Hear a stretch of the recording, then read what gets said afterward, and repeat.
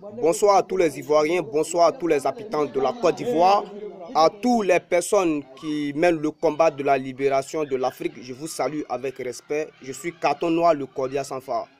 Alors, chers Ivoiriens, aujourd'hui, ce soir, je vais vous parler de l'histoire de la famille Bondy. Parce que moi, j'ai mal lorsque Alassane Ouattara se permet de mettre un Ivoirien dehors, le chasse de chez lui à cause d'un étranger qui est Ali Fawaz. Mais avant de continuer mon allocution, je vais vous présenter une vidéo. Voilà, je vais vous présenter une vidéo là où on parle de comment la famille Bondy a acheté le terrain. Voilà, on suit. Voilà. Qui disposent sont parcellées puisqu'elles proviennent des commentaires des uns et des autres. Donc, à leur demande, je réalise cette vidéo pour synthétiser l'affaire, pour la résumer, afin que les uns et les autres comprennent un peu de quoi il s'agit. Je vais essayer donc de présenter les faits rapidement et puis faire quelques commentaires personnels. Alors, de quoi s'agit-il dans cette affaire? En 1957, le gouverneur de la Côte d'Ivoire attribue par décret, on va l'appeler ainsi, j'ai le document en question, attribue par décret une parcelle de 750 mètres carrés située à Makori, zone 4, à M. Kofi Etienne, originaire de Dahomey, actuel Bénin. Donc, le gouverneur attribue ce terrain-là à M. Kofi Etienne. 3 ans plus tard, M. Kofi Etienne rentre dans son pays pour se mettre au service de ses compatriotes. Précisons qu'il était ingénieur télégraphique. De là-bas, il charge son compatriote resté au pays, M. Sosa Dego Emmanuel, de vendre son terrain à qui voulait l'acheter.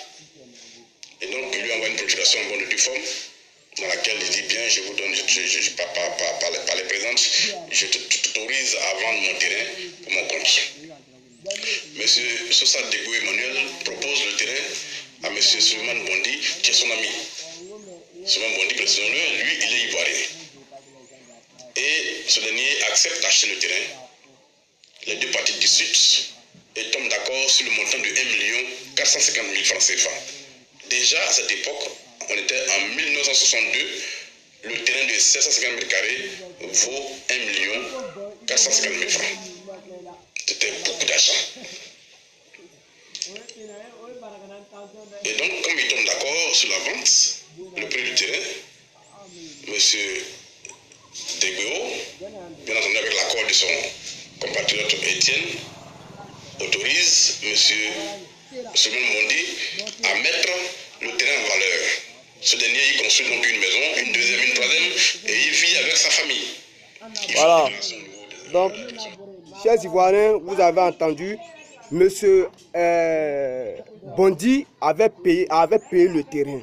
Depuis 1962, il vivait là-bas.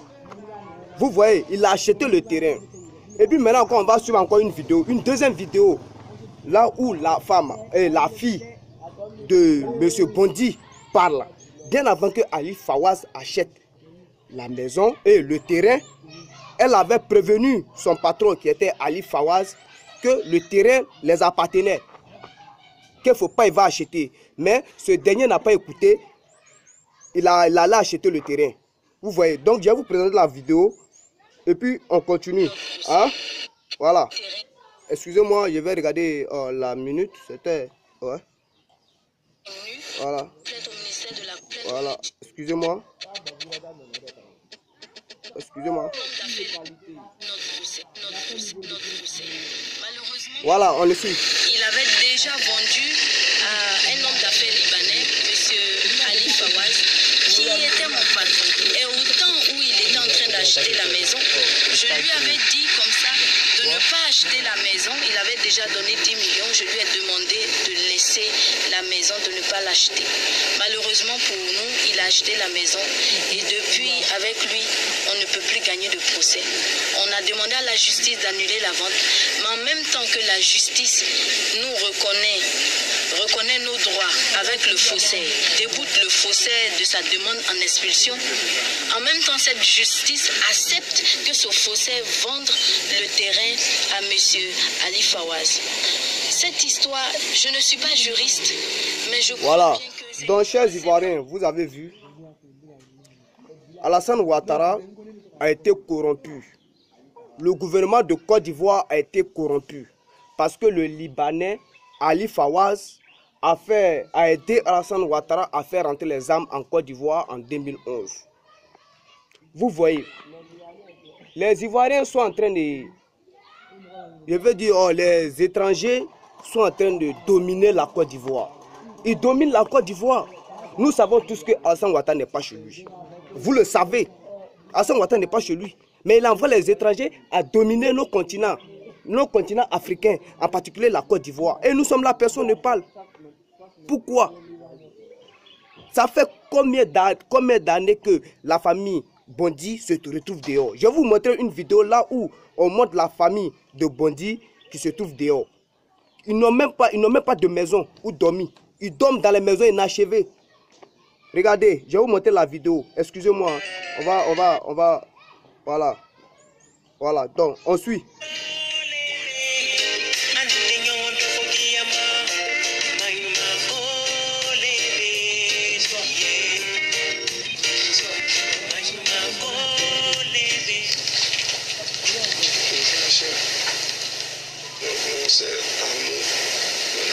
Ils sont pas bien, je suis couché. Cause Ali Fawaz, nous souffrons, il pleut, nous dormons dehors. On n'a même pas un coin pour dormir. Nos affaires sont dehors, tous nos cahiers, nos livres, tout. On ne va plus à l'école pour l'instant. Tout ça à cause d'Ali Fawaz. Je ne sais pas ce que le président peut faire pour nous, mais il n'a qu'à nous aider. Parce qu'on se bat aussi de notre côté. Voilà, regardez les cahiers des élèves. Regardez les cahiers, comment ça y est. Ils vont présenter tout à l'heure. Vous voyez, Alassane Ouattara qui dit que lui c'est un homme de droit. Il s'appelle la solution. Il ne s'appelle pas la solution, hein. Il s'appelle la souffrance, la désolation.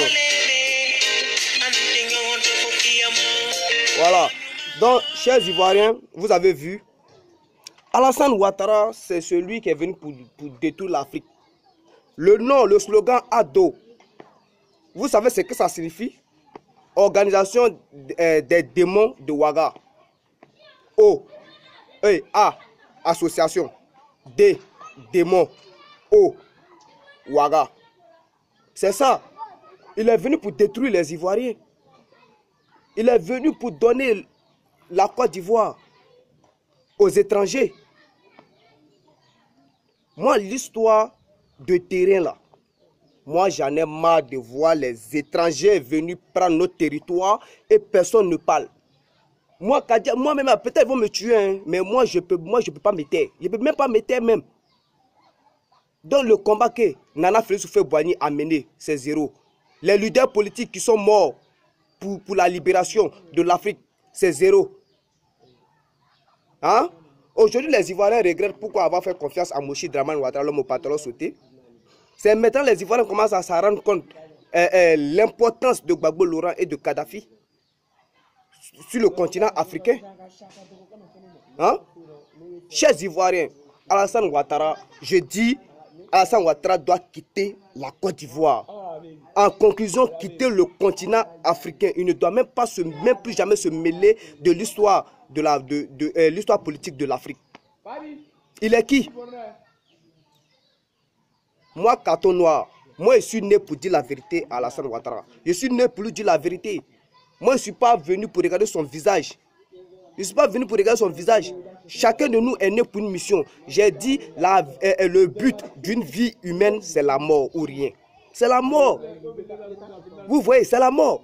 Donc, chers Ivoiriens, Alassane Ouattara doit construire la maison que Ali Fawaz a détruite.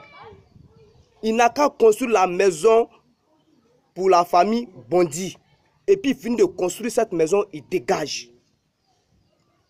Même si le Libanais a raison, on ne peut pas lui donner raison. Parce que la terre, là, elle appartient aux Ivoiriens. Elle n'appartient pas aux Libanais. Elle n'appartient pas aux Libanais. Tout cela, c'est la faute d'Alassane Ouattara. Nous souffrons, c'est la faute de qui? C'est la faute d'Alassane Ouattara. Qu'il construit la maison des Ivoiriens. Nous savons tous, Ali Fawaz, c'est celui qui a fait rentrer les armes en Côte d'Ivoire lors des postes électoraux. C'est lui qui l'a fait rentrer, c'est lui qui l'a armé les soldats de Mouchi Draman Ouattara. C'est lui qui les a fait. Donc moi, chers Ivoiriens, moi je ne suis pas là pour jouer. Je ne suis même pas là pour jouer à Alassane Ouattara, je ne suis même pas là pour rire lui. Parce que pour moi, il n'est pas mon président. Donc moi je vous dis, chers Ivoiriens, levons-nous et demandons à ce fossé-là de construire la maison de la famille Bondi. Et puis je vais dire aussi à Amadou Gbon Coulibaly, quand les vrais propriétaires de terrain parlent, les personnes qui ont des maisons, les personnes qui ont des terrains là, s'ils parlent, lui il n'a qu'à se taire. Parce qu'au nord, il n'a pas de terrain, il n'a pas de maison, il dort dans la cour de son papa. Donc moi je veux lui dire qu'il ferme sa gueule. Qu'il ferme sa gueule. Il y a des parents, il y a une famille qui se trouve dehors, qui dort dehors, qui dorment dehors. La pluie les chicote jour et nuit. Et vous êtes là, vous ne parlez pas. Vous vous dites que vous êtes la solution. Mon poda, ouais. Vous n'avez pas honte. Vous n'avez pas honte. Alassane Ouattara, c'est qui? Les Ivoiriens meurent de faim. Le sac de riz devient cher. On produit le courant. On nous vend le courant cher. On va où ça? On a le café cacao chez nous. Mais on est obligé d'exporter le cacao. Pourquoi on va le transformer et revenir nous vendre? On n'a même pas des usines de transformation de matières premières. Et vous êtes là, vous vous taisez parce que vous avez peur des armes lourdes. Je vais vous dire, chaque pays a son rôle. Les pays puissances européens, là, ils ont des rôles. La France est là pour manipuler les chefs d'État africains. La Chine est là pour fabriquer les armes. Et l'Amérique est là pour appliquer la manière forte, détruire le pays. Quand tu refuses, si la France n'arrive pas à te manipuler, l'Amérique vient et puis il le prend par force, c'est-à-dire il fait la guerre. C'est comme ça. Donc si Alassane Ouattara veut mener ses actions, s'il veut mener ses actions, qu'il parte mener ses actions là au Burkina Faso, à Saint-Dou. Moi je souhaite que Alassane Ouattara construise la maison qu'il a détruite, la maison de la famille Bondi, qu'il a reconstruit et il dégage de la Côte d'Ivoire. Moi, Carton Noir, j'assume ce que je dis et ce que je fais. Voilà. C'était Carton Noir, le Kobia sans foi. Continue la lutte. Je me battrai jusqu'à ma mort, jusqu'à mon dernier souffle. Ciao, ciao.